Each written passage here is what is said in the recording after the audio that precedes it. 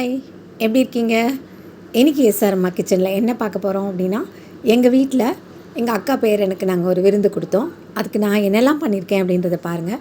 First mutton சுக்கா ready பண்ணேன். அதுக்கு வந்து 1 கிலோ மட்டனை நல்லா வேக வச்சேன். மஞ்சத்தூள் 1 டீஸ்பூன், இஞ்சி பூண்டு விழுது, உப்பு போட்டு நல்லா வேக வச்சேன். இப்போ ஒரு மசாலா ரெடி பண்ணிக்கிட்டேன். தனியா, மிளகு, சீரகம், சோம்பு இதெல்லாம் போட்டு நல்லா வறுத்து, கூடவே கொஞ்சம் கருவேப்பிலையும் போட்டு நல்லா வறுத்து அது நைஸாக பொடியாக்கிக்கிட்டேன். அதுக்கப்புறமா ஒரு பேனில் எண்ணெய் ஊற்றி, அதில் எண்ணெய் காஞ்சதும் மிளகா வத்தல் ஒரு 4 மிளகா வத்தலை போட்டு, அது பொரிஞ்சதும் சின்ன வெங்காயம் நல்லா ஒரு 1/2 கப் சின்ன வெங்காயம் வெட்டி வச்சுருக்கேன், அதையும் போட்டு நல்லா வதக்கிட்டேன். வாசத்துக்கு கருவேப்பிலை சேர்த்துக்கிட்டேன், இஞ்சி பூண்டு விழுதும் சேர்த்து வதக்கிட்டேன். இப்போ மட்டன் நல்லா வெந்துருச்சு. அந்த மட்டனில் நம்ம அரைச்சி வச்சுருக்க பவுடரை போட்டு, மசாலா பவுடரை போட்டு நல்லா கிளறி விட்டாச்சு. அதுக்கப்புறமா அது கூடவே கொஞ்சம் காரத்துக்கு இதில் பெப்பர் தூள் தான் ஜாஸ்தி அப்படின்னாலும் 1 டீஸ்பூன் மிளகாத்தூளும் சேர்த்துக்கிட்டேன். சேர்த்து அது நல்லா வதக்கியாச்சு. இப்போ வெங்காயம்லாம் போட்டு தாளித்து வச்சுருக்கோம்ல, அதாவது இஞ்சி பூண்டு விழுதெல்லாம் போட்டு நல்லா வதக்கி வச்சுருக்கோம்ல, அந்த இதை எடுத்து அப்படியே இந்த குக்கரில் கலந்துடலாம். மட்டனில் ஊற்றி அதை நல்லா கிளறி விட்டுக்கிட்டே இருக்கணும். அப்படி சுருளை அப்படி வரணும், சுருளை கிண்டணும். கொஞ்சம் இந்த தண்ணியெல்லாம் கொஞ்சம் ட்ரை ஆனதுக்கப்புறமா அப்படி எடுத்தால் தான் சுக்கா நல்லாயிருக்கும். இப்போ சுக்கா ரெடி ஆயிடுச்சு. கொத்தமல்லி தழை தூவி இறக்கி வச்சுக்கலாம். அடுத்து என்னதுன்னா, நாட்டுக்கோழி பிரியாணி. இதுக்கு 2.5 கிலோ நாட்டுக்கோழி எடுத்து வேக வச்சாச்சு. இப்போ ஒரு பெரிய சட்டி, இது வந்து 5 கிலோ கூட போடலாம், அவ்வளோ பெரிய சட்டி இது. இருந்தாலும் அதில் தான் போடுறோம். இதில் வந்து நெய், எண்ணெய் ரெண்டுத்தையும் கலந்து, எண்ணெய் காஞ்சதும் சோம்பு, பட்டை சாமான்லாம் போட்டு தாளிச்சிக்கலாம். பட்டை, கிராம்பு, ஏலக்காய், ஜாதிபத்திரி, ஸ்டார் எல்லாம் போட்டு தாளிச்சாச்சு. கூடயே வந்து பெரிய வெங்காயம், பச்சை மிளகாயெல்லாம் போட்டு கட் பண்ணி போட்டிருக்கோம். இது நல்லா செவந்து வரட்டும். இது எனக்கு ஃபஸ்ட் எக்ஸ்பீரியன்ஸ் என்னென்னா, இந்த சட்டியில் போட்டு வைக்கிறது, வேறு அடுப்பில் சட்டியில் போட்டு வைக்கிறது. முதல்ல எல்லாருமா சேர்ந்து நிறைய போட்டு பண்ணியிருக்கோம். 7 கிலோலாம் பண்ணியிருக்கோம். பட் வந்து நான் மட்டும் தனியாக பண்ணுறது அப்படிங்கிறது வந்து இதுதான் ஃபஸ்ட் டைம் 2.5 கிலோ பண்ணுறது. மற்றபடி 5 கிலோலாம் பண்ணியிருக்கோம் எல்லாருமா சேர்ந்து. அது இப்போ வந்து இதுதான் எங்கள் வீட்டுக்குள்ளேயே பண்ணுறது. அது கார்டனில் அப்படிலாம் பண்ணுவோம். இப்போ வந்து இஞ்சி பூண்டு விழுது போட்டிருக்கேன். அதுக்கு முன்னால் புதினா கொத்தமல்லிலாம் போட்டு நல்லா வதக்கியாச்சு. வெங்காயம் நல்லா செவந்து வந்துருச்சு. இப்போ இஞ்சி பூண்டு விழுது எல்லாம் முதல் நாளே ரெடி பண்ணி வச்சுட்டேன். எல்லாமே கொத்தமல்லி, புதினாலாம் ஆஞ்சி வச்சுட்டேன், இஞ்சி பூண்டுலாம் அரைச்சி வச்சுட்டேன். இந்த இஞ்சி பூண்டு கூட கொஞ்சம் பச்சை மிளகா, கொஞ்சம் பட்டை சாமான் எல்லாம் போட்டு அரைச்சி வச்சுருக்கேன். அதனால் அது எண்ணெயில் வதங்கும்போது கூடுதலாக ஒரு ஃப்ளேவர் வரும் நல்லா. இப்போ வந்து அது நல்லா வதங்கினதுக்கப்புறமா தக்காளி கட் பண்ணி வச்சுருக்கேன். இந்த அளவுக்கு 2.5 கிலோ அரிசி போட்டிருக்கேன். அதுக்கு எவ்வளோ தக்காளி தேவையோ அதுக்கேற்ற மாதிரி நான் வந்து தக்காளி எடுத்து போட்டு அதையும் நல்லா வதக்கியாச்சு. இதில் சும்மா ஒரு மஞ்சத்தூளும் கொஞ்சம் மிளகாத்தூளும் சேர்த்துக்கிறேன். நான் வேக வச்சுருக்க நாட்டுக்கோழியிலேயே அதுவும் 2.5 கிலோ, அதுலேயே வந்து உப்பு, மஞ்சத்தூள், மிளகாத்தூள்லாம் போட்டு கலந்து தயிர் ஊற்றி ஊற வச்சு வேக வச்சுருக்கேன். அது குக்கரில், ஏன்னா நாட்டுக்கோழி சட்டுன்னு வேகாதில், அதுக்காக ஒரிஜினல் நாட்டுக்கோழி, அதனால் இந்த மாதிரி வேக வச்சுருக்கேன். இப்போ அதை வந்து அப்படியே தட்டியாச்சு. இதையும் வந்து அந்த எண்ணெயிலே நல்லா வதங்கட்டும்.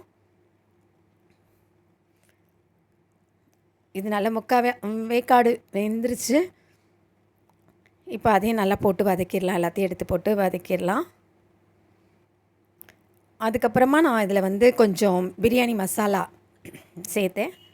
அது மிஸ் ஆகிட்டுருக்கு. அது சேர்த்து வதக்கினேன். நல்லா கமன்னு வாசனை வருது. நல்லா இஞ்சி பூண்டும் இந்த பட்டை சாமானும் சேர்ந்து இந்த சிக்கனோட சேர்ந்து வரும்போது அப்படியே கீழே வரைக்கும் மணக்குது. இப்போ வந்து நான் எடுத்து வச்சுருக்க அரிசிக்கு 1.5 பங்கு தண்ணி ஊற்றிருக்கேன். நான் அவ்வளோ அரிசி எடுத்து வச்சேன் அப்படின்னா 2.5 கிலோ அரிசிக்கு அதுக்கேற்ற மாதிரி அளந்துக்கிட்டு 1.5 பங்கு தண்ணி ஊற்றிருக்கேன். இதுக்கு தேவையான அளவு உப்பு சேர்த்துட்டேன். இப்போ நல்லா கலந்து விட்டு மூடி வச்சுட்டேன். அது நல்லா மலமலன்னு கொதித்து வரும்போது 1/2 மணி நேரம் ஊற வச்சு எடுத்து வச்சுருக்கேன் பாஸ்மதி ரைஸை அதில் தண்ணியெல்லாம் எடுத்துட்டு போட்டாச்சு. 1.5 பங்கு தண்ணியே எனக்கு போதும் எப்பயுமே. இது வந்து எந்த அரிசி அப்படின்னு சொன்னால் இந்தியா கேட் சூப்பர். இதுக்கு வந்து சரியாக இருக்கும். 1.5 பங்கே சரியாக இருக்கும். இந்த அரிசியெல்லாம் போட்டாச்சு. இப்போ நல்லா கலந்து விட்டுடலாம். இது பார்க்குறதுக்கு சின்ன சட்டி மாதிரி தெரியுது. இது வந்து 5 கிலோ பிடிக்குமா. நான் வந்து இப்போ பாதி தான் செய்கிற மாதிரி செய்கிறேன். சரி, உள்ளேயே வச்சு செய்கிறேன். இது வெளியிலலாம் வச்சு செஞ்சால் நல்லா செய்யலாம். இப்போ வந்து லெமன் எவ்வளோ தேவையோ அதை வந்து பிழிஞ்சு விட்டாச்சு. அதையும் பிழிஞ்சு வச்சுருக்கேன். அதையும் ஊற்றியாச்சு. இப்போ கடைசியாக வந்து நல்லா 2 டேபிள் ஸ்பூன் 3 டேபிள் ஸ்பூன் நெய்யும் விட்டுறணும். அந்த வீடியோவும் மிஸ் ஆகிட்டுருக்கு. நல்லா கலந்து விட்டு அப்படியே மூடி வச்சிடலாம். நெய் விட்டால் அது வந்து நல்லா உதிரியாக நல்லாயிருக்கும். இப்போ பாருங்கள், பிரியாணி ரெடி ஆயிடுச்சு. ஓரளவுக்கு நல்லாவே ரெடி ஆயிடுச்சு. நல்லா உதிரியாக இருக்குது. இப்போ நல்லா மூடி அப்படியே தம் போட்டு வச்சிடலாம். பாருங்கள், இது நாட்டுக்கோழி நல்லா அடியில் இருக்குது. எல்லாம் இருக்குது. 2.5 கிலோ அதுவும் போட்டிருக்கு. அடுத்தது முட்டையை வேக வச்சாச்சு. முட்டையை வேக வச்சு அதை மசாலா போட்டு வறுத்துடலாம். அதுக்கு எண்ணெயை காய வச்சு கொஞ்சம் மஞ்சத்தூள், மிளகுத்தூள், உப்பு, கருவேப்பிலை எல்லாம் போட்டு முட்டையை வேக வச்சு உடச்சி கீறி வச்சுருக்கேன். அதையும் போட்டு நல்லா வறுத்து எடுத்துடலாம். வெறும் முட்டையாக சாப்பிட்றதுக்கு சிலருக்கு பிடிக்காது. அதனால் வேக வச்சதில் வந்து கொஞ்சம் வேகாமல் இருந்தாலும் அது நல்லா வந்து சரியாயிடும். அதனால் இந்த மாதிரி பண்ணிடுறது. மிளகாத்தூளும் வேணால் போட்டுக்கலாம். இது நான் அன்றைக்கி பெப்பர் போட்டிருக்கேன். போட்டு நல்லா வறுத்து அதையும் தனியாக எடுத்து வச்சுக்கலாம். இப்போ வந்து மட்டன் சுக்கா ரெடி ஆயிடுச்சு. நாட்டுக்கோழி பிரியாணி ரெடி ஆயிடுச்சு. முட்டை ரெடி ஆயிடுச்சு. முட்டை வேக வச்சாச்சு. இப்போ வந்து வெங்காயம்லாம் நிறையா வெட்டி தயிர் பச்சடி ரெடி பண்ணியாச்சு.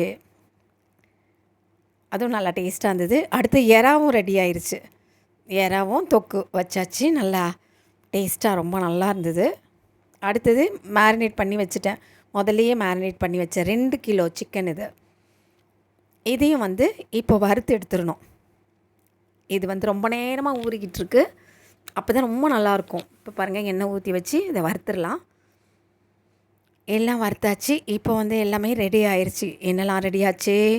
நாட்டுக்கோழி பிரியாணி, 2.5 கிலோ நாட்டுக்கோழி பிரியாணி, அப்புறம் முட்டை அவிச்சு வச்சாச்சு. 1 கிலோ மட்டன் சுக்கா பண்ணியாச்சு. 2 கிலோ சிக்கன் வறுத்து வச்சாச்சு. எறா அதே மாதிரி அதுவும் 1 கிலோ வச்சு பண்ணியாச்சு. இப்போ ஒயிட் ரைஸும் வச்சாச்சு. அடுத்தது நல்லா தயிர் வந்து நல்லா தாளித்து வச்சாச்சு. கமகமன்னு தாளித்து வச்சாச்சு. அதுவும் ரெடி ஆயிடுச்சு. ஊறுகாய் இருக்குது. இனிமேல் சாப்பிட வேண்டியதுதான். எல்லோரும் உட்காந்து ரவுண்டு கட்டி சாப்பிட்டாங்க. ரொம்பவே நல்லா இருந்தது. அதுக்கப்புறமா எல்லாம் சாப்பிட்டு முடிச்சதுக்கப்புறமா கொஞ்சம் நேரம் ரெஸ்ட் எடுத்துகிட்டு அப்புறம் ஒரு கேக் கட் பண்ணாங்க. புது ஜோடியில் கல்யாணம் ஆகி வந்திருக்க புது ஜோடி பேரன் பேத்தி அவங்களுக்கு வந்து சும்மா ஒரு கேக் கட் பண்ணாங்க.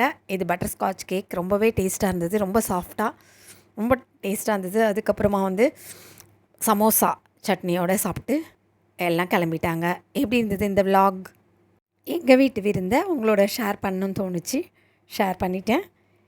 இது பிடிச்சிருந்ததுன்னா மறக்காமல் லைக் பண்ணுங்கள், கமெண்ட் பண்ணுங்கள், குறை இருந்தாலும் சொல்லலாம், ஷேர் பண்ணுங்கள். இன்னும் எஸ்ஆர் அம்மா கிச்சனை சப்ஸ்கிரைப் பண்ணாதவங்க மறக்காமல் சப்ஸ்கிரைப் பண்ணுங்கள். மீண்டும் ஒரு வீடியோவில் சந்திக்கலாம். அது வரைக்கும் டாட்டா பாய், டேக் கேர்.